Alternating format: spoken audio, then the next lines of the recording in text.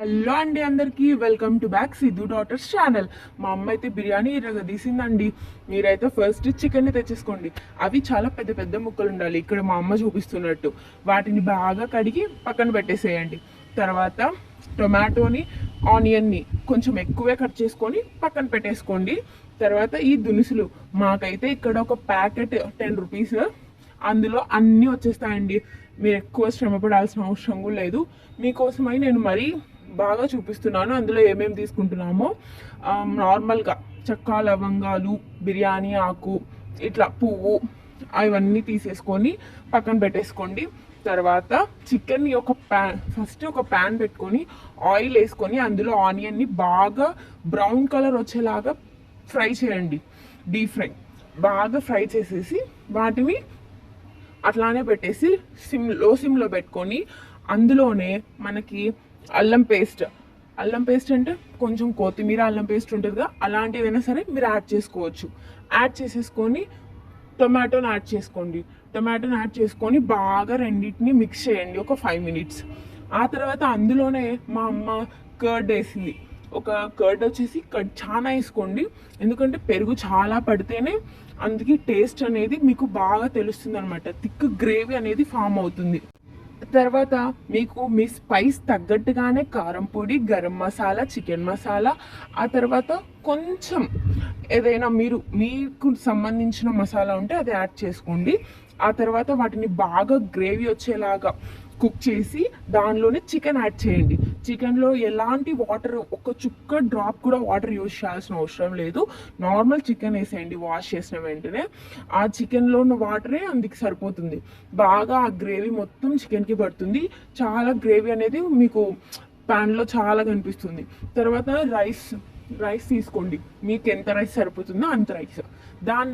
దాంట్లో మీరు బిర్యానీ ఆకు అండ్ అలాగే కొంచెం కొత్తిమీర, మన చెక్క, లవంగాలు ఇవన్నీ వేసేసి మీరు 90% వరకు కుక్ చేసుకొని పక్కన పెట్టేసుకోండి. ఈలోపు మా అమ్మ ఏం చేసిందంటే ఇలా కలర్ పొడి కోసం కొంచెం లిటిల్ బిట్ అది ఉంటే బాగుంటుందని చెప్పి ఇలా కలుపుకుంది.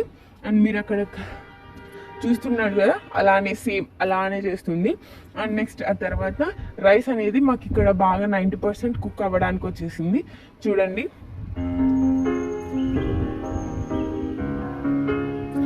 అలా బాగా 90% కుక్ అయిన తర్వాత దీన్ని మీరు ఏం చేస్తారంటే ఒకటి నార్మల్గా అంటే బొక్కలు ఉంటాయి కదా, అలాంటి ఒక ప్యాన్, దాని పేరు నాకు తెలీదు, దానిలోకి ఇక్కడ చూపిస్తున్నట్టుగా వేసేసుకుంటే వాటర్ అనేవి అన్నీ వెళ్ళిపోయి రైస్ ఒక్కటి బాగా మీకు ప్యాన్లో ఉంటుంది. ఆ రైస్ని మీరు ఒక చోట పెట్టేసి చూడండి, ఇక్కడ రైస్ ఒక్కటే ఉంటుంది కదా, ఆ వాటర్ అనేది మొత్తం కిందికి వెళ్ళిపోతుంది. నెక్స్ట్ మా అమ్మ ఒకటి పెద్ద కడాయి తీసుకొని అందులో ఆయిల్ వేసి మొత్తం ఈవెన్గా స్ప్రెడ్ చేసుకుంటుంది. అలా స్ప్రెడ్ చేసుకున్న దానిలోకి కొంచెం అంటే ఫస్ట్ చికెన్ గ్రేవీ యాడ్ చేసి మళ్ళీ దాని మీద రైస్, తర్వాత గ్రేవీ, మళ్ళీ రైస్, ఇలా ఇప్పుడు మీకు చూపిస్తున్నాను చూడండి. ఫస్ట్ రైస్ యాడ్ చేసింది ఇలా లేయర్స్గా, ఇది అనేది మెయిన్ పార్ట్, చాలా లేయర్స్గా యాడ్ చేసింది. మీరు గమనిస్తున్నట్టయితే ఎలాంటి మసాలా కూడా యూజ్ చేయలేదు, చాలా సింపుల్గా ఈజీగా, అసలు కొంచెం కూడా ఎక్స్ట్రా మసాలా అనేది లేకుండా నార్మల్ రైస్తో చాలా బాగా వచ్చింది. మీరు స్టార్టింగ్ కూడా చూసింటారు, ఇప్పుడు ఎండ్ వరకు మొత్తం చూడండి, మీకు తెలుస్తుంది ఎలా ఉందో అనేది. ఇలా లేయర్గా వేసుకొని చూడండి.